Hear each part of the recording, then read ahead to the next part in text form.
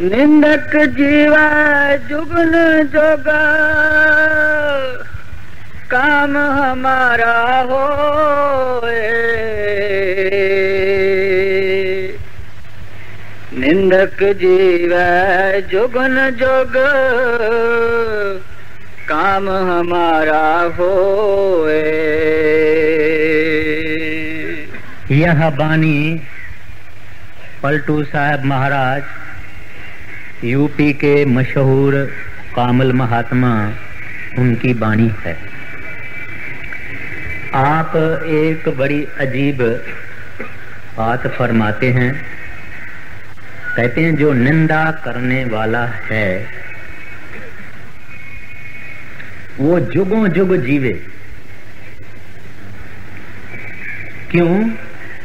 कहते हैं कि वो हमारा यानी संतों का काम करता है। तो आज हम विचारते हैं कि निंदक कौन है, निंदा क्या है, और निंदा करने वाले संतों का काम क्यों करते हैं, कैसे करते हैं। निंदा, गिला या चुगली एक ही बात है। किसको कहते हैं निंदा करना? जब हम किसी आदमी की अवगुण या कमजोरियां, उनका जिक्र किसी से करें तो इनको निंदा कहा जाता है।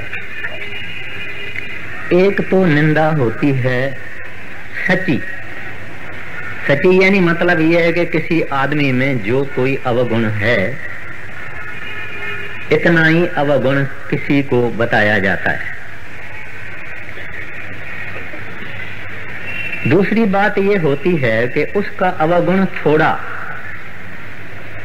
और बताया जाता है बहुत। तीसरी बात यह है कि किसी को में अवगुण है ही नहीं, फिर भी अपनी बनावट करके, यानी एक चीज फैब्रिकेट करके, और हम लोग किसी की निंदा करते हैं। अब संत मत के अनुसार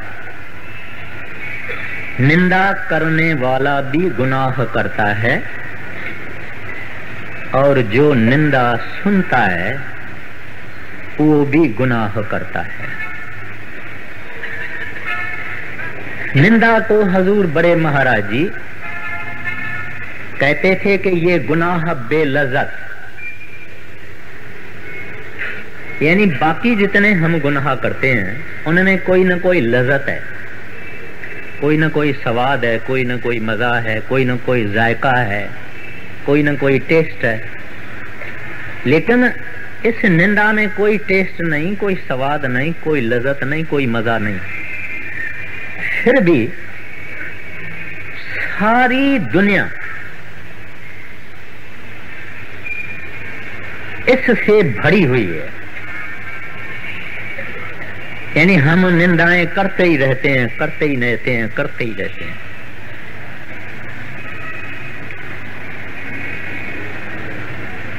कोई इससे खाली नहीं है। हम अगर क्लब में चले जाएं, वहां हम देखेंगे कि दुनिया एक दूसरे की निंदा में मशगूल है। कॉलेज में जाएं, वहां भी ये हालत है। बस में चढ़ें तो भी ये हालत है। किसके घर में जाएं ये हालत है। होटल में जाएं ये हालत है।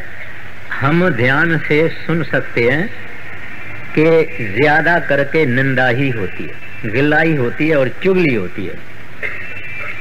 जहां भी दो आदमी इकट्ठे होते हैं या दो से ज्यादा हो जाते हैं तो निंदा गिला शुरू हो जाती है।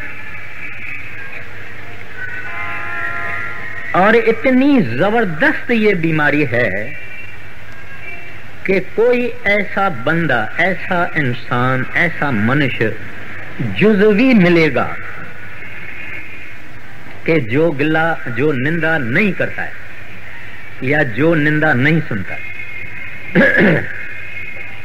हम अपने आप को अच्छी तरह से ऑब्जर्व कर सकते हैं और देख सकते हैं कि ये बड़ी मुश्किल चीज है निंदा नहीं करना। कोई थोड़ा बहुत अपने को रोक भी लेवे, किसी वक्त रोकेगा, मगर हर वक्त नहीं रोक सकता, या उसको सुननी पड़ेगी। यहाँ समाज में 4 आदमी, गांव में, छोटे शहर में, बड़े शहर में 4 आदमी इकट्ठे होते हैं और कोई निंदा करे और हम वहां से भागना चाहें, वो भी हम नहीं कर सकते। कहेंगे कि ये आदमी बदतमीज है, इनको एटिकेट नहीं है और वगैरह वगैरह, क्योंकि वो उठ जाता है वहां से। तो कोई इस दुनिया के अंदर खाली नहीं है निंदा से। अभी इसका कारण क्या है? क्यों हम न फकत इंसान निंदा करता है, लीडर निंदा करते हैं, एक धर्म दूसरे धर्म की निंदा करता है, एक देश दूसरे देश की निंदा करता है, कौमें की कौमें, मजहब के मजहब, शहरों के शहर, देशों के देश, साइंटिस्ट होवे, पुरोहित होवे, कोई भी आदमी होवे, दूसरे के सामने, आमने सामने वाले की, अपोजिट कैंप वाले की निंदा गिला चुगली चालू ही रहती है हमेशा। चाहे धर्मी भी कहाँ गैदरिंग होती है, नाम उसको सत्संग कहा जाता है, कीर्तन कहा जाता है, मीटिंग कहा जाता है, मगर निंदा गिला आई जाती है उसमें। इसका कारण क्या? न मनुष्य इससे मुक्त है, न ग्रुप यानी आदमियों का मेर या जमायत इससे मुक्त है, न देश इससे मुक्त है, न कौमें इससे मुक्त है, कोई भी इससे मुक्त नहीं। कारण क्या? कारण इसका ये हुआ है कि इंसान का मन अपने पापों और गुनाहों के कालापन से रंगा हुआ है। गुरु नानक साहब जी महाराज फरमाते हैं, जन्म जन्म की इस मन को मल लागी, काला होया सया। कहते हैं करोड़ों जन्मों के पाप और गुनाह इसके मन के ऊपर चढ़े हुए हैं और ये बिल्कुल काला हुआ है। ये मेन कारण है, मुख्य कारण है, मूल कारण है, रूट कॉज है। अभी इसकी शाखाएं हैं। जब किसी से विरोध हो गया तो हम उसकी निंदा करना शुरू कर देंगे। सच्ची होवे, झूठी होवे, थोड़ी होवे, बहुत होवे, विरोधी की निंदा होना शुरू हो जाती है। दूसरे जिन लोगों को फुर्सत है, माना टाइम बहुत है, वो लोग खूब निंदाएं करते हैं। फिर निंदा करके करके करके इंसान को इसकी आदत हो जाती है। फिर वो आदमी मक्खी, गंदगी की जो मक्खी होती है उसके तरह से वो इंसान आदती दूसरे के अवगुण देखता है, खराबियां देखता है, बुरे लक्षण देखता है, यानी उसको अच्छा कुछ दिखता नहीं, बुरा ही बुरा दिखता है। इस वास्ते वो हैबिचुअल स्लेंडरर हो जाता है। किसी की सराहना, किसी की बड़ाई, किसी की उस्तत, किसी की उपमा, किसी की प्रेज कभी नहीं करेगा, निंदा ही करेगा। क्योंकि उसकी जो रवैया है, व्यू पॉइंट है, लेवल है, वो यही है कि इसका कुछ अवगुण देखो, या जो कुछ करेगा उसको अवगुण ही दिखाई देगा, भली बात, अच्छी बात, नेक बात उसको दिखाई नहीं देती। दूसरा, अहंकार से आदमी निंदा करता है, कहता है कि फलाना ऐसा है, ये तो सुबह को 9 बजे उठता है नींद से। इसकी माना ये है दूसरे लफ्जों में कि वो खुद सवेर उठता है। जब कोई किसी को कहता है कि ये 9 बजे सुबह को उठता है, इसकी माना ये है कि मैं नहीं उठता हूं। तो जो अवगुण हम दूसरे का बयान करते हैं, इसका मतलब यह है कि मुझे, मेरे में ये अवगुण नहीं है। इस वास्ते वो आदमी पराये अवगुणों को उन अवगुणों को कहता है जो अवगुण इसमें नहीं है। फिर दूसरी बात यह है कि कुछ लोग दूसरे की बड़ाई, दूसरे का धन या सुंदरता या अक्ल या बुद्धि या मान या शान ये सह नहीं सकते। कुछ ना कुछ बैलेंस करने के लिए उसकी बुराइयां सामने रख देते हैं। और आखिर में एक चीज है जिसको कहते हैं ईर्ष्या, जेलसी। जेलसी उसको बहुत है कि कोई मेरे से ऊपर न चला जावे, मेरे से ऊंचा न हो जावे, मेरे से उत्तम न हो जावे। इसको ये क्यों हुआ, उसको ये क्यों हुआ। कहते हैं कि एक देश में ऐसा है कि किसी आदमी के पास, कहते हैं अमेरिका में ऐसा है कि एक आदमी के पास अगर कार है तो दूसरा अमेरिकन ये कहेगा कि मेरे पास 2 कार कैसे हो गए। मैं इतनी मेहनत करूं, मशक्कत करूं कि मेरे पास 2 कार हो जा रहे। कहते हैं हिंदुस्तान में ये पोजीशन है कि कहता है क्या करूं कि इसकी कार खत्म हो जावे, माना नाश हो जावे, आग लग जावे, टूट जावे, एक्सीडेंट में खराब हो जावे। कहते हैं इंडिया की ये हालत है। मैं कुछ नहीं कहता हूं, दुनिया इस तरह से कहती है। तो ये जुदा जुदा रूप है, हमारे निंदा गिला वगैरह के रूप हैं। सरदार बहादुर जी महाराज जब बड़े महाराज जी चोला छोड़ गए तो कोई बड़े महाराज जी का सेवक था, उसने नाम देना शुरू किया था। कई ऐसे भूले लोग होते हैं। तो कोई आदमी सरदार बहादुर जी के पास आया, उनको कहने लगे हुजूर एक बात कहनी है। कहते हैं कहो। कहते हैं हुजूर वो फलाना जो आदमी है वो नाम देने लग गया। कहता है फिर क्या हुआ, नाम देता है ना, जहर तो नहीं देता है। देखिए एक संतों की एटीट्यूड क्या होती है। एक आदमी आया था भड़काने को या निंदा ही लेके आया था कि फलाना नाम देता है, लेकिन सरदार बहादुर जी ने उसको ऐसा जवाब दिया वो जिंदगी भर याद रखेगा। उन्होंने कहा भाई नाम देता है ना, जहर तो नहीं देता है। तो एक रवाजी इंसान और एक महात्मा, इनकी एटीट्यूड, इनकी अप्रोच, इनकी रवैया इस बारे में क्या होती है, ये छोटा सा एक उदाहरण मैंने ये दिया है।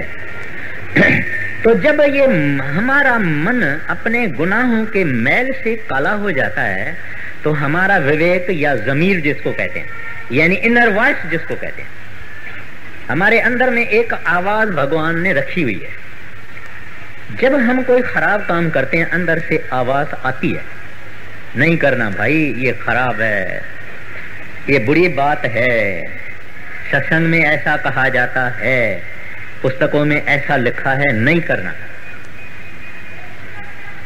तो उसका आदमी का इतना मन मैला हुआ है कि उस आवाज को वो क्रश कर देता है, बंद कर देता है, रिप्रेस कर देता है, सुनना नहीं चाहता।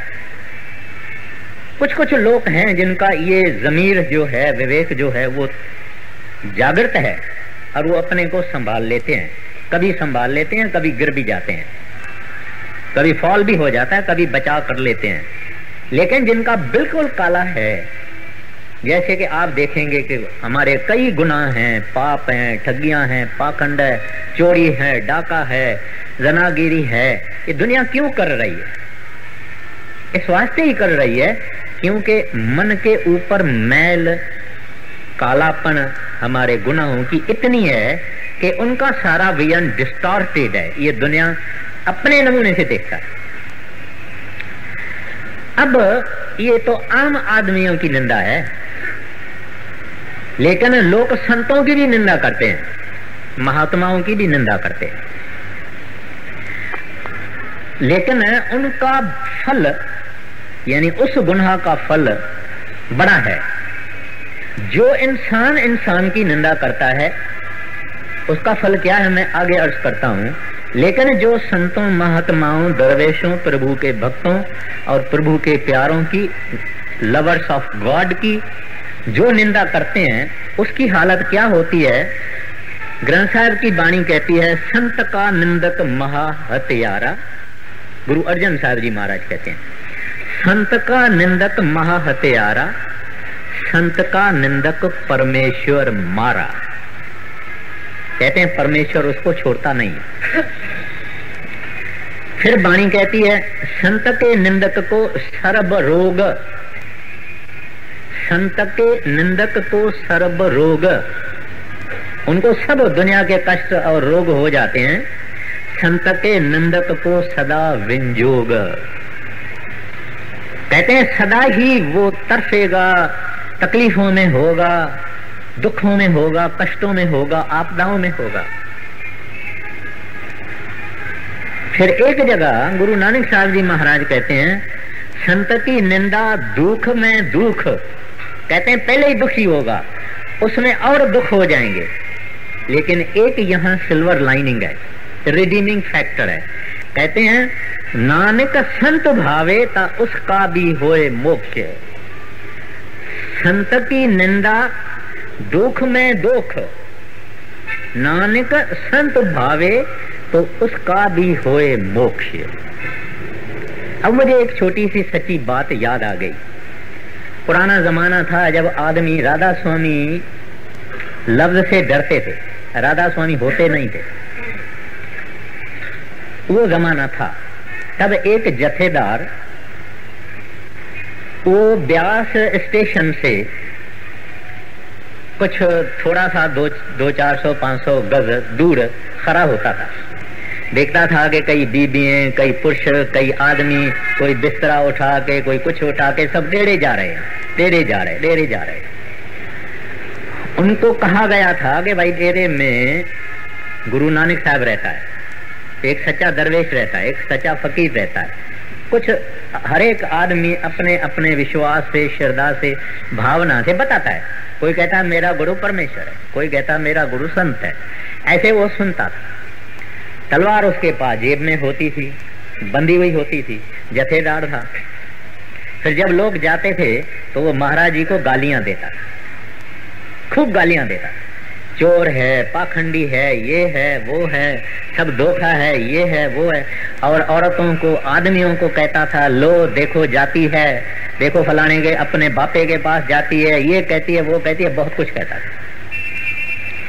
एक दिन हमारे डेरे का कोई अच्छा अभ्यास करने वाला प्रेमी था, बुजुर्ग था। वो आहिस्ता आहिस्ता उस जथेदार के पास गया और उसको कहता है, जथेदार जी ये आप क्या कह रहे हैं? कहते हैं ये देखो मूर्ख लोग कहते हैं गुरु नानक ब्यास में है, फलाना ब्यास में है, ये अंधे है। कहते हैं हाँ ये बराबर अंधे है, जो आप कहते हैं ये बात सच है। मगर एक बात जथेदार जी आपसे कहनी है, वो ये है कि इन्होंने आखिर क्या देखा है उधर? इतने आदमी जो जा रहे हैं, आखिर उन्होंने क्या देखा है? चल के देखना चाहिए। तो जथेदार एक विचार में हो गया, आ गया। कहता क्यों चले? कहते हैं असल का पता तो लग जाएगा ना, हमारा नुकसान क्या होगा? आप डरते हैं क्या वहां जाने से? कहता क्यों डरता हूं, चलेंगे। और वो दोनों, उसको क्या मालूम ये सत्संगी है, वो भी उसको मालूम नहीं था। दोनों चले सत्संग में बैठे। बड़े महाराज जी ने सत्संग उस दिन लिया था, बिख बोए था ला दिया दिया समुद्र मंझार। गुरु नानक साहब पहली पातशाही की बाणी थी। जथेदार बैठ गया पीछे, सत्संग शुरू हो गया। और महाराज जी की ये रीत होती है संतों की, पहले पीछे देखते हैं फिर आगे देखते हैं। जब तख्त पर बैठेंगे तो पहले पीछे पीछे देखते हैं, फिर आगे वालों को देखते हैं। तो उन्होंने देखा कहीं बड़े महाराज जी की दृष्टि उसके ऊपर लग गई। वो सत्संग सुनता रहा है, सुनता रहा, सुनता रहा। उसको ऐसे एक एक लफ्ज जैसे ठोकर लगती है। बाणी ग्रंथ साहब की है और मतलब दूसरा हो नहीं सकता। आखिर उसके आंखों में पानी आ गया।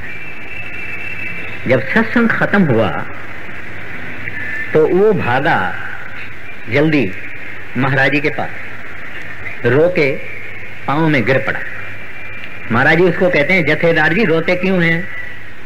कहते हैं बख्शो, कहते हैं तुमने क्या किया? कहते हैं मैंने तो आपकी इतनी निंदाएं की है जिनका कोई हिसाब नहीं। मैंने वाणी में पढ़ा है, संत का निंदक महा हत्यारा, संत का निंदक परमेश्वर मारा। इस वास्ते मुझे आप बख्शो। कहते हैं बख्शने की कोई बात नहीं, तुमने मेरी निंदा की है ना। जब तू निंदा करते थे तब ध्यान किसका करते थे, याद किसकी करते थे? याद भी मेरी करते थे ना। वो जो तुमने मेरी याद की है, मेरा ख्याल किया है, मेरा ध्यान किया है, वो काफी है। वो तुम्हारे पाप को नाश करने के लिए काफी है। क्योंकि हम जिसकी निंदा करते हैं वो उसकी शक्ल भी सामने आ जाती है, जिसको याद करते हैं उसकी ध्यान भी सामने आ जाती है।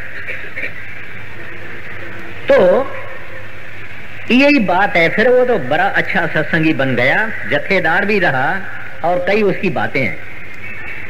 तो ये है नानक संत भावे ता उसका भी होवे मोक्ष। कहते हैं निंदक को परमेश्वर तो जरूर मारता है, लेकिन अगर संतों की खुशी होवे, मर्जी होवे, तो उसको भी मोक्ष मिल जाता है। अब कौन निंदा से मुक्त है या कौन है जो निंदा नहीं करता है? वो फकत संत होते हैं, फकीर होते हैं, दरवेश होते हैं, औलिया होते हैं, महात्मा होते हैं, सतगुरु होते हैं। वो किसकी निंदा नहीं करते, बिल्कुल नहीं करते। एक दफे का जिक्र है, हिंदू शास्त्रों में जिक्र आया है कि एक जमाने में एक राजा अजेय रहता था। बहुत बड़ा भारी जबरदस्त राजा था। उस राजा का ये नियम था कि 12 बजे तक उसके पास जो कोई आदमी आता था दान मांगने को, सोना भी मांगता था तो उसको देता था। 12 बजे के बाद बंद। वो राजा अपना दान पुण्य वगैरह करके 12 बजे अपने तख्त से उठा और चला गया अपने तबेले में घोड़ों को देखने के लिए। तो एक साधु आ गया। वो साधु कहता है उसको, महाराज मेरे को देरी हो गई, मुझे दान दे, बस मेरे को एक कपड़ा जो है उस कपड़े का 1 गज दे दे, 1 यार्ड मुझे दे दे। कहता भाई यहाँ मेरे पास क्या है, मेरा टाइम है, 12 बजे से पहले आओ, जो मांगेगा देगा, तू तो कपड़ा 1 गज मांगता है। कहते हैं बस मुझे कुछ देरी हो गई, आप मुझे जरूर दे। बादशाह ने, मैं नहीं देता हूँ, मेरा उसूल है। वो कहे आप मुझे जरूर दे दो। तो बादशाह नाराज होके वहां जो घोड़ों की लिड पड़ी थी वो दोनों हाथ से उठा के बोले इस वक्त तो मेरे पास ही है, ले लो। साधु ने ले लिया और चले गए। कुछ वक्त के बाद बादशाह अपने घोड़े पे चढ़ के और कहीं जंगलों में सैर करने को गया। तो वहां क्या देखता है कि एक बड़ा भारी लिड का पहाड़ बना हुआ है। पहाड़ कोई पत्थर वत्थर का नहीं, लिड का पहाड़। वहां एक साधु बैठा हुआ था। उनको क्या मालूम कि यही साधु है जो मेरे पास आया था, 1-2 बरस हो गए थे। साधु से पूछता है, भाई मैंने तो कहीं नहीं पढ़ा न कहीं सुना, लिड का पहाड़ कैसे इधर बन गया? कहते हैं महाराज इसकी वजह आप हैं। कहते हैं मैं हूं? कहते हैं हाँ। कहते हैं कैसे? कहते हैं मैं वो साधु हूं जो मैं आपके पास 12 बजे के बाद आया था, देरी मुझे हो गई थी और मैं आपसे 1 गज कपड़ा मांगा था, लेकिन आपने कहा कि मेरे पास इस वक्त कुछ नहीं है और आपने लिड का बुक मुझे भर के दे दिया और मैंने आके ये यहाँ छोड़ा। मैं अपने भजन में रहता हूँ और दान का कायदा है कि दान बढ़ता जाता है, बढ़ता जाता है, बढ़ता जाता है और ये लिड जो है बढ़ती जाती है। कहते हैं महाराज इसका क्या होगा? कहते हैं होगा क्या, तुमको खाना पड़ेगा। कहते हैं मुझे खानी पड़ेगी? कहते हैं हाँ खानी पड़ेगी। आपका दान है, आपको ही मिलेगा और किसी को क्यों मिलेगा? राजा रो पड़ा। कहता है साधु महाराज कुछ तरीका बताओ। कहते हैं मेरे पास और कोई तरीका नहीं है, ये आपका लिड है, आपको खानी है। कहते हैं कुछ तो बताओ। कहते हैं कि अगर दुनिया तुम्हारी निंदा करे, दुनिया अगर तुम्हारी निंदा करे तो ये लिड का पहाड़ खत्म हो जाए। बोले इस वास्ते मैं क्या करूं, दुनिया मेरी निंदा क्यों करेगी, मैं तो राजा हूं और मैं अब सुख देता हूं अपनी रयत को। कहते हैं महाराज एक काम करो, एक महल बनाओ अकेला, उसमें आप रहो और आपकी जो जवान लड़की है वो रहे और कोई नहीं। दुनिया फिर कहेगी कि देखो ये राजा बेशर्म है, लड़की को लेके और अंदर महल में रहता है। दुनिया को और क्या चाहिए? दुनिया को तो थोड़ा भी सबब मिल जाए, वो छोटी चीज को बड़ी कर देते हैं, बड़ी को और बड़ी कर देते हैं, उससे बड़ी कर देते हैं। और महाराज जब ये सब हो जाएगी, निंदा आपकी हो जाएगी, लड का पहाड़ खत्म हो जाएगा। और उसने ऐसा किया और सारी दुनिया उसकी निंदा करने लगी। कुछ वक्त के बाद बादशाह वहां गया, वहां जाके क्या देखता है कि पहाड़ तो खत्म हो गया, लेकिन एक बुक पड़ा है वो लिड का, जो ओरिजिनल इसका दान था, असल दान था, वो पड़ा। फकीर को कहा, फकीर भाई ये लिड का ये तो पड़ा है, असल जो चीज है, कहते हैं ये आपको खानी पड़ेगी। कहते हैं इसका भी कोई बताओ। बोलते हैं अगर कोई महात्मा तेरी निंदा करे तो ये भी खत्म हो जाए। बोलते हैं इसके लिए मैं क्या करूं? कहते हैं वेद व्यास है, वो अपनी कुटिया में रहता है और उसकी जाके नौकरी वोकरी करो और कुछ ऐसा करो कि वेद व्यास तुम्हारी निंदा करे। राजा ने एक गरीब आदमी के कपड़े पहन लिए, नौकर के कपड़े पहन लिए, वेद व्यास के कुटिया में जाके काम किया और रात का टाइम था। वेद व्यास के पांव को दबाते दबाते दबाते वेद व्यास को कहते हैं महाराज, मुनि जी हमारे शहर का जो राजा है उसकी बुद्धि खत्म हो गई और अपनी जवान लड़की के साथ महल के अंदर बैठा हुआ है, बड़ी बुरी बात है। वेद व्यास मुस्कुराए, उसको कहते हैं ए राजन, तू कुछ भी करो लेकिन मैं मुंह से तेरी निंदा नहीं करूंगा। ये बुक जो लिड का है तुमको खाना पड़ेगा और थोड़ा थोड़ा करके अपने आटे में थोड़ा थोड़ा करके रोज डलवाओ, खाना तुमको ही पड़ेगा। अब बात हुई खत्म। कहने का मतलब क्या है कि ये निंदा जिसका तोप खाना सारी समाज के अंदर है, निंदा के सिवाय और हमारे पास कुछ है ही नहीं। निंदा ही निंदा करते रहते हैं। आप अभी जांच के देखना, अपने को भी देखना, हम भी देखते हैं, हम सब इसके अंदर शामिल है, कोई इससे बड़ी नहीं है, कोई इससे आजाद नहीं है। तो ये जो चीज है इससे कोई मुक्त नहीं सिवाय संतों के। अब हम देखें कि संत क्या कहते हैं इस बारे में, जुदा जुदा संत। बाइबल के अंदर जीसस क्राइस्ट कहते हैं man shell give account for their slander. कहते हैं इंसान को अपने निंदा के गुनाह का हिसाब देना पड़ेगा। फिर और बाइबल में कहते हैं slander is the characteristic of the devil. कहते हैं ये शैतान का स्वभाव है, इंसान का स्वभाव नहीं।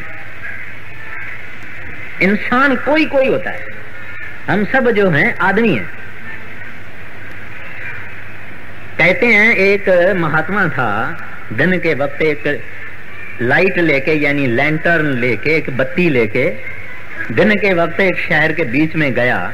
दिन के वक्त ऐसा देखता है तो लोगों ने कहा भाई महात्मा ये दिन के वक्त बत्ती क्यों जला के आया है, रोशनी क्यों लेके आया है, क्या ढूंढता है?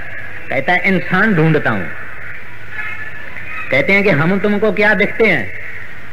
कहते हैं तुम आदमी हो, इंसान कोई दिखता नहीं। आदमी लफ्ज की माना है आदम, दम आया तो ठीक है, नहीं तो मर गया, खत्म।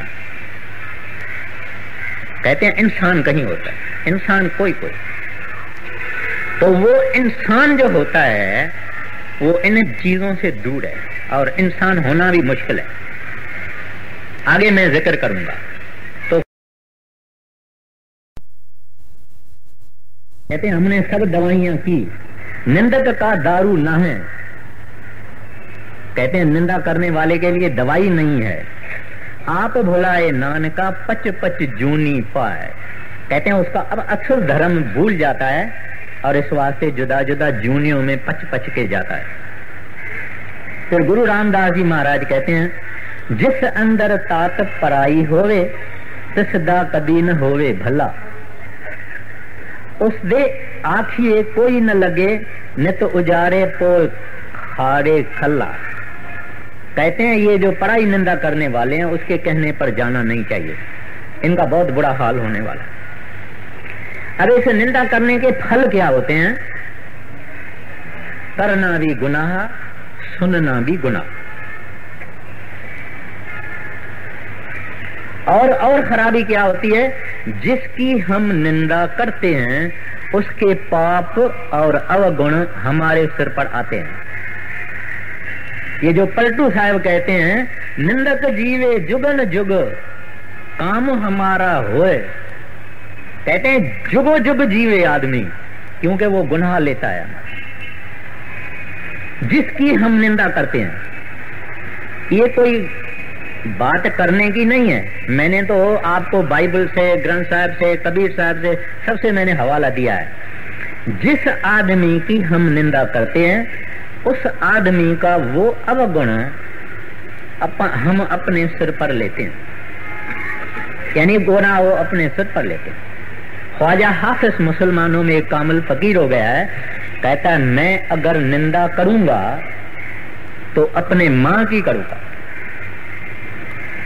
दूसरे का मैं बुरे कर्म क्यों लेऊं, अपने मां का लेऊंगा, मगर किसी और का मैं बुरा कर्म नहीं लेऊंगा, क्योंकि मेरी मां को तो सौखी हो जाएगी, उसका तो कुछ काम बनेगा। इस वास्ते अगर कर्म मैं उठाऊंगा तो अपने मां का उठाऊंगा, उसकी निंदा करूंगा। इतनी भारी ये चीज है और इतने बड़े मर्ज के अंदर, बीमारी के अंदर हम सब मुब्तला हैं, फिर भी छोड़ते नहीं, छोड़ेंगे भी नहीं। इसको छोड़ना वो बातों का पकवान खाना है, बहुत कठिन है। कैसे ये छूटेंगे? जब हम नाम की कमाई करेंगे, ज्यों ज्यों सिमरन करेंगे, ज्यों ज्यों ध्यान करेंगे, ज्यों ज्यों शब्द को सुनेंगे, त्यों त्यों हमारा मन निर्मल होएगा, पाक होएगा, पवित्र होगा, साफ होगा। जैसे एक आरसी या मिरर या शीशा या आईना, इसके ऊपर मल लगी हुई होवे तो उसमें हमको अपनी शक्ल नहीं दिखाई देती। जब उस मल को हम साफ करते हैं तो हमको दिखाई देता है कि हमारी शक्ल क्या है। तो इस नाम के कमाई से, सिमरन से और भजन से हमारे मन की मल साफ होती है। ये मन हमारा निर्मल होता है, इमैक्यूलेट होता है, स्पॉटलेस, स्टेनलेस होता है। तब हम निंदा से दूर रहते हैं। हमको निंदा करने का से डर लग जाता है, मगर इस वक्त मल है, इस वास्ते हम निंदा करते रहते हैं। और सतगुरु को प्रार्थना करना, हेल्प मांगना, मालिक से हेल्प मांगना। एक दाता, मैंने ये हमारे सामने एक ढेर रखा है, आप दया मेहर करो, मेरी जुबान रुकी रहे, मैं संभालूं, मैं ये गुनाह अपने सिर पर न लेऊं, क्योंकि वो शक्ति, वो परमात्मा शक्ति, सतगुरु शक्ति, हमारी प्रार्थना अगर सच्ची है तो उसको सुनते हैं। एक ये हमको इमदाद मिलती है। दूसरी बात यह है कि हमको जो हमारी निंदा करे उनको क्षमा करना, माना रिएक्ट नहीं करना। पर हमारे दुनिया में रिवाज क्या है कि हम अगर एक आदमी किसी को गालियां देता है तो वो आदमी उसको भी देता है, उसके बाप को भी देता है।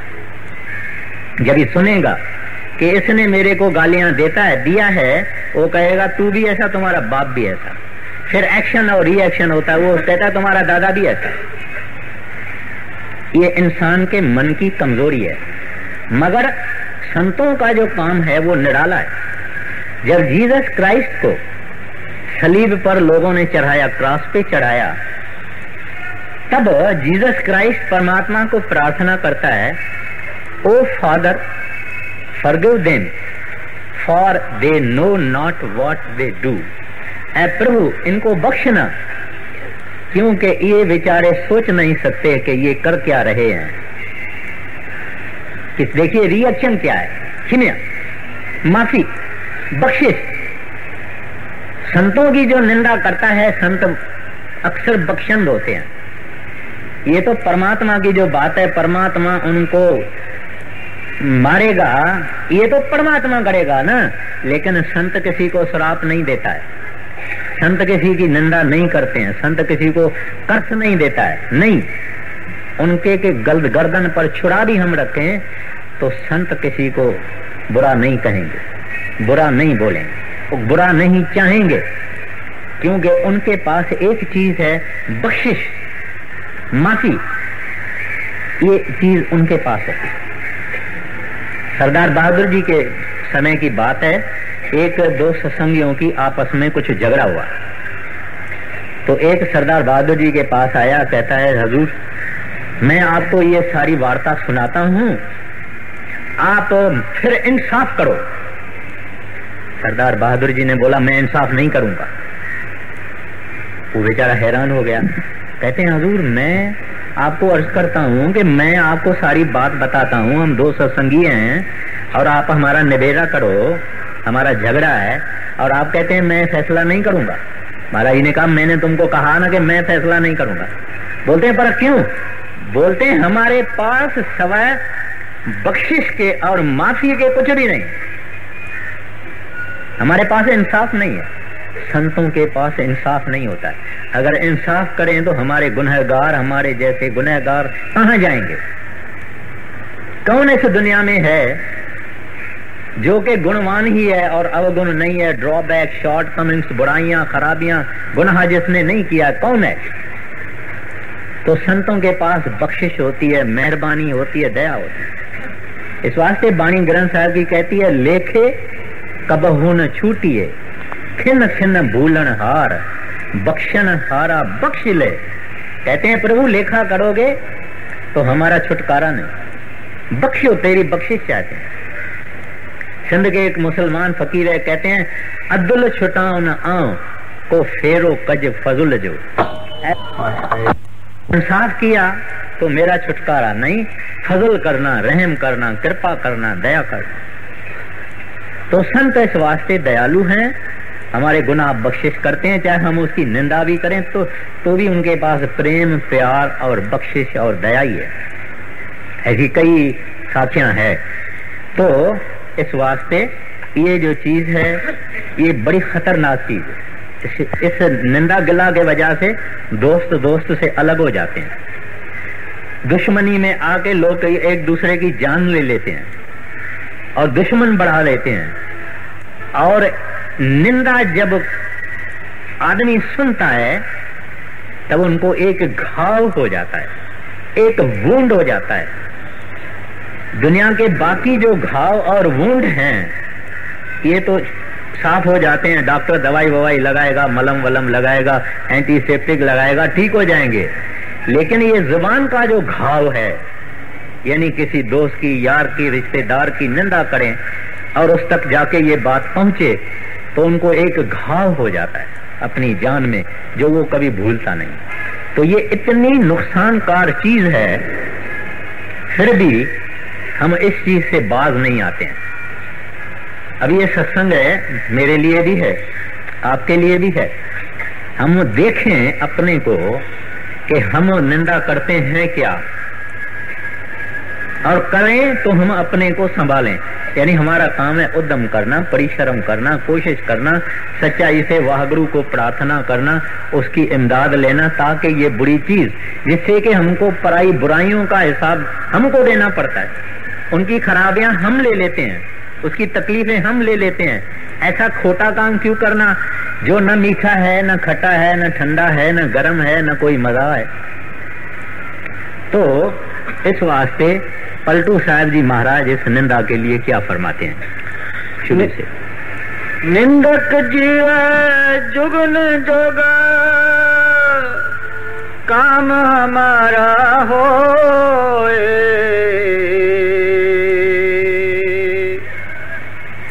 निंदक जीव जुगन जोग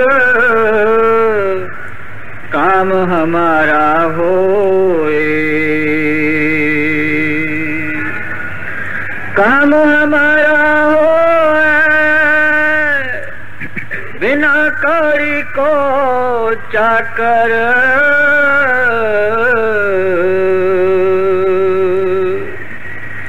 कमर बांध के फिर करते हूँ लोक उजागर। कहते हैं ये निंदा करने वाले जीवे बहुत जीवे। क्यों? कहते हैं बिना कौड़ी को चाकर। कहते हैं ये हमारी नौकरी करते हैं और पैसा भी नहीं लेते हैं। ये हमारे मुफ्त के नौकर हैं। काम हमारा क्या करते हैं? हमारे जो अवगुण हैं, हमारी बुराइयां हैं, हमारे अंदर जो नुक्स हैं, ये मुफ्त में अपने ऊपर लेते हैं, ये लोग उठा लेते हैं। हजूर बड़े महाराज जी फरमाया करते थे कि संतों के दरवाजे पर निंदिया रूपी पहरेदार होता है। जब संत चाहते हैं, ग्रंथ साहब की वाणी कहती है, जिन आप भुलाए सो भूले, सो बूझ है जिसे बुझाएंदा। कहते हैं जिनको वो भुलाना चाहते हैं वो भूल जाते हैं, जिनको अपने साथ मिलाना चाहते हैं उसको मिला देते हैं। उनके हाथ में है, वो मालिक हैं। दूर करें तो दूर ही रखते हैं, अपने पास लाएं, बुलाएं तो अपने पास ले आते हैं। जब दूर करना चाहते हैं तो उनकी निंदिया पहरेदार होती है। लोग कहेंगे अरे छक क्या है ये संत नहीं है, ये कुछ भी नहीं है, ये पाखंडी है, ये ऐसा करता है, ये ऐसा करता है। इसने सुना, घर चला गया, खत्म हो गई बात, ये आया ही नहीं। यानी किसी आदमी ने निंदा कर दी, या इसने देखते देखते देखा कि ये इस संत में ये अवगुण है, ये खराबी उसको दिखाई दी, अच्छी चीज नहीं दिखाई दी उसको, बुरी चीज उसको दिखाई दी, और इस वास्ते वो दूर ही रहता। तो निंदा संतों के दरवाजे पर पहरेदार होती है। अपने जीवों को तो वो अपने पास बुला देते हैं, बाकी को इस निंदा के बहाने दूर कर देते हैं। और उसने निंदा सुनी, चला गया, घर चला गया, खत्म हो गया, संतों के दायरे से निकल गया। तो इस वास्ते पलटू साहब जी महाराज फरमाते हैं कि भाई निंदक जीव जुगन जुग काम हमारा होए, काम हमारा होए बिना कौड़ी को चाकर। कहते हैं ये नौकर है, मुफ्त का नौकर है, बगैर कुछ ले कॉम्पेंसेशन के मेरी जो अवगुण है ये लेता रहता है। आगे काम हमारा हो बिना कौड़ी को चाकर।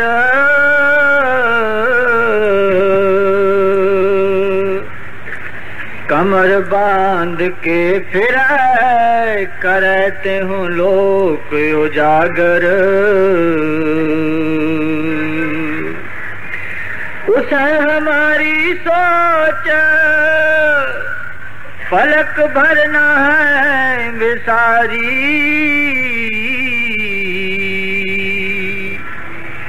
लगी रहे दिन रात प्रेम से देता गारी। फरमाते हैं कमर बांध के सिरे करे तिन्ह लोक उजागर। कहते हैं जैसे एक सोल्जर, फौजी सोल्जर कमर बांधता है और हिम्मत से काम करता है, कहते हैं इस तरह से निंदा करने वाला दुनिया को जगाता है। यानी कमर बांध के बड़ी दृढ़ता से, डिटरमिनेडली, कहते हैं वो दुनिया को जगाता है। कहते हैं वो मेरा काम, हमारा काम करता है। हजूर बड़े महाराज जी एक दफे रावलपिंडी गए, तो रावलपिंडी में सत्संग सेंटर था। तो जो काम करने वाले, प्रबंध करने वाले थे, उन्होंने महाराज जी से अर्ज की कि सच्चे पातशाह हम पोस्टर लगाएं। अभी प्रोग्राम में 2-3 महीना था, हम दीवारों पे पोस्टर लगाएं या हैंड पे कागज छपवा के हम बांटें ताकि लोगों को पता लगे और वो सत्संग में आए। महाराज जी ने कहा कुछ नहीं करना, कोई पोस्टर नहीं लगाना, कोई कागज नहीं छपवाना, कुछ नहीं करना, हमारे लिए कोई और करेगा। और जब महाराज जी रावलपिंडी गए तो कुछ लोग थे जिसको फनेटिक्स कहते हैं, उन्होंने बड़े बड़े पोस्टर दीवारों को लगाए, राधा स्वामियों का सत्संग फलाने मैदान में फलानी तारीख फलाने टाइम को होएगा, अगर आप समझदार हैं वहां नहीं जाना, वो जादूगर है, हिप्नोटिज्म करता है, वो जादूगर है, हिप्नोटिज्म करता है और फंस जाओगे। ये पोस्टर लग गए, ये कागज बांटे, दूसरों ने कर दिया ये काम। महाराज जी ने तो 2-3 महीना पहले ही कह दिया था तुम अपना नहीं छपाओ। अब जब लोगों ने ये पोस्टर देखे वो तो बोलेंगे कि ये तो हम देखेंगे कौन सा जादूगर है, उधर तो हम जरूर जाएंगे। और सारी दुनिया वहां चली गई, बड़ी संगत आई। तो इसका जो चीफ था वो गुरबचन सिंह स्टेशन मास्टर रावलपिंडी वाला, वो हमारे सत्संगी हुए, बाद में बड़ा सुंदर सत्संग करते थे। वो चीफ था, वो सख्त बरखलाफ था राधा स्वामियों के, उसने ये सारा काम किया था। लेकिन लोग चले गए, 3 दिन का सत्संग था। तीसरे दिन कुछ लोग इसके पास आए, उसको कहते हैं गुरबचन सिंह जी आप उधर चलो तो सही, आप देखो तो सही, ग्रंथ साहब की वाणी लेते हैं, कितना सुंदर उसके वाक्य हैं, क्या मनोहर उसका रूप है, उसको देखने से तबीयत खुश हो जाती है। और आपका नुकसान क्या होगा? आपने नुकसान तो करने की जो कोशिश की वो तो हुआ नहीं, उसके बाद चल के देखो कितनी संगत है। और ये भी देखो, और तुम चलो और सुनो।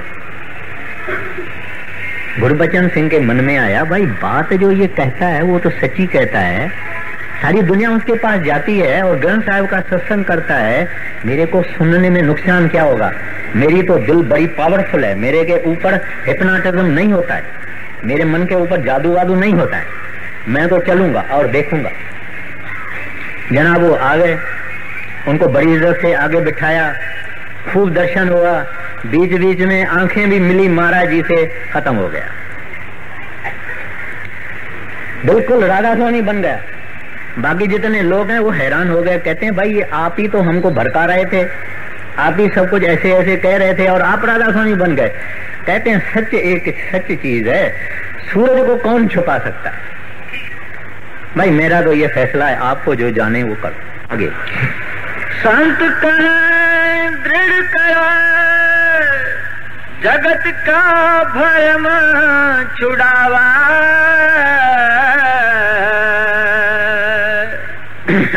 निंदक गुरु हमार, नाम से वही मिलावा। कहते हैं इस तरह से जो सोई हुई दुनिया है उसको हमारी बात सुना के वो जगाते हैं, जो कि हमारा काम है। और जिस अंधेरे में वो फंसे हुए हैं उनसे वही जगाता है जब हमारा नाम उसके सामने लेता है। इस वास्ते कहते हैं हमारा हितकारी है, हमारा भला करने वाला निंदक है। हाँ जी। संत कर दृढ़ कर, जगत का भरम छुड़ावा, निंदक गुरु हमार, नाम से वही मिलावा। कहते हैं जगत का भ्रम छुड़ावे।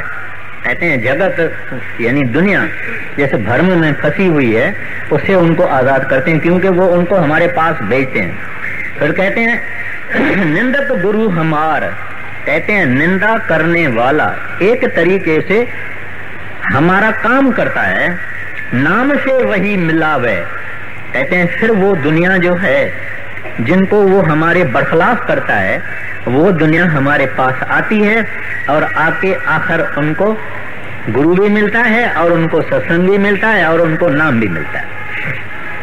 एक दफा डेरे में ब्यास में एक कमरा मिला था रहने के लिए, वहां मैं ठहरा हुआ था। साथ में कोई कमरा था और बीच में दीवार थी। एक पंजाबी भाई था, बड़ा ही मधुर रस देने वाला वो शब्द गीत गाता था, यानी ग्रंथ साहब के, कबीर साहब के, स्वामी जी के, बड़ा ही मधुर गाता था। मैंने सोचा इस आदमी के अंदर कोई ऐसी ताकत है कि ये इतना मधुर गाता है, मेरी दिल चाहती है कि इसको मिलूं और देखूं। तो मैं अपने रूम से निकला, 4 बजे का टाइम था, 5 बजे उस वक्त में सत्संग भी होता था। मैं आहिस्ता आहिस्ता करके वहां खड़ा रहा, तो 2-4 आदमी बैठे हुए थे और वो गाता रहता। तो किसी ने मेरे को कहा इधर आओ, बिठा दिया मेरे को और मैं भी बैठ गया। जब उसने खूब गाया और शांत हुआ, तब एक आदमी कहता है, भाई, मैंने कहा जनाब आपका नाम क्या है, कहाँ के रहने वाले हैं? कहता मेरा नाम फलाना है, मैं फलाना रहने वाला हूँ। तो उसका भाई मुझे बोलता है कि ये मेरा बड़ा भाई है।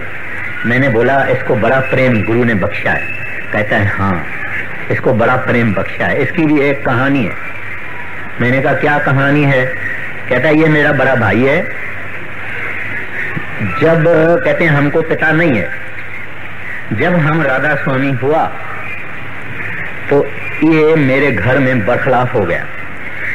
बोला तेरी शादी भी नहीं कराऊंगा, तेरे को घर से निकाल दूंगा, क्योंकि वो धंधा वंधा वो ही करता था। मैं उसको बोलता था कि भाई मेरा गुनाह क्या? कहते तू राधा स्वामी क्यों बना?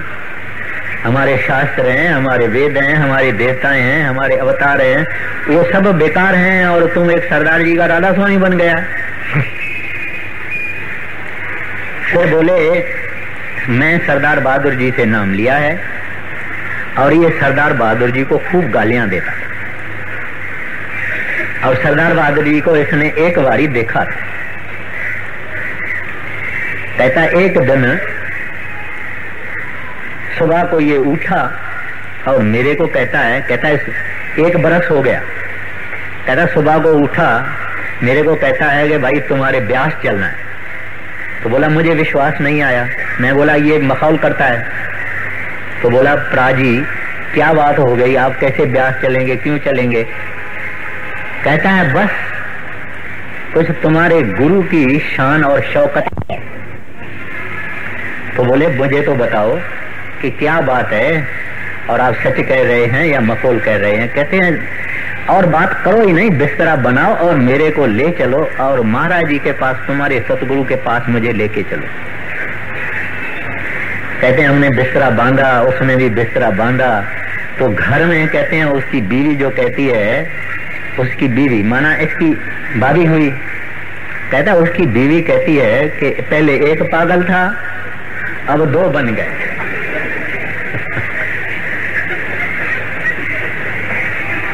कहते हैं फिर दोनों आ गए महाराज जी के पास। कहते हैं हम दोनों आ गए, उसके सामने ही सुना रहा था। कहते हैं ये आया और सरदार बहादुर जी के पांव में उसने अपना आप फेंक दिया, चरणों में फेंक दिया और खूब रोया। सरदार बहादुर जी ने उसको कहा भाई तू मेरे पांव छोड़। कहता नहीं छोड़ूंगा, प्रभु मुझे बख्शो। कहते हैं मगर तुमने किया क्या है? कहते हैं मैंने आपको गालियां भी दी है, निंदा भी की है, मैंने क्या क्या किया उसका कोई हिसाब नहीं, मैं तो नरकों में जाने के लायक हूं। कहते हैं अभी नरक नहीं जाओगे। जिस आदमी का संतों के चरणों में विश्वास है, जैसे तुम्हारा है, जो तू मेरे चरण छूता नहीं, ऐसा आदमी कभी नरक में जाता नहीं है। अब सुन ले, तूने जब मेरी निंदा की, गिला की, चुगली की, ध्यान किसका था, याद किसको करते थे? बोलते आपको याद करता था। बोलते हैं ये काफी है। जो संत का ध्यान करता है वो जम के पास जाता नहीं, वो नरकों में जाता नहीं। अब तू मेरे पांव छोड़। कहते हैं नहीं हजूर, आप कहो कि बख्शे गए तो पांव छोड़ूंगा, नहीं तो पांव नहीं छोड़ूंगा। कहते हैं महाराज जी ने उसके सिर पर हाथ रखा, बोलते तुम्हारे विश्वास ने तुमको बख्शा। वो आदमी था जिसके शब्द गाने में इतना रस था और प्रेम था। तो संत एक ऐसी हस्ती होते हैं कि जो उनको लगे या वो जिनको लगे उनका भला होता है। सेवक का हमेशा भलाई करते हैं, क्योंकि उनके पास बुराई होती नहीं है, माफी और बख्शिश होती है। इस वास्ते कहते हैं निंदक गुरु हमार नाम से वही मिलावे। आखिर वो निंदा करने वाला आ गया चरणों में संतों के, निंदा करके करके, तो उसकी जो निगेटिव बात है वो संतों ने नहीं देखी, जो पॉजिटिव बात है यानी उनका ध्यान किया, उस ध्यान का फल इसको ये मिल गया। इस वास्ते कहते हैं नाम से वही मिलावे, और बाद में उसको नाम की बख्शिश हो गई। आगे सुनकर निंदक मर गया, पलटू दिया रोए,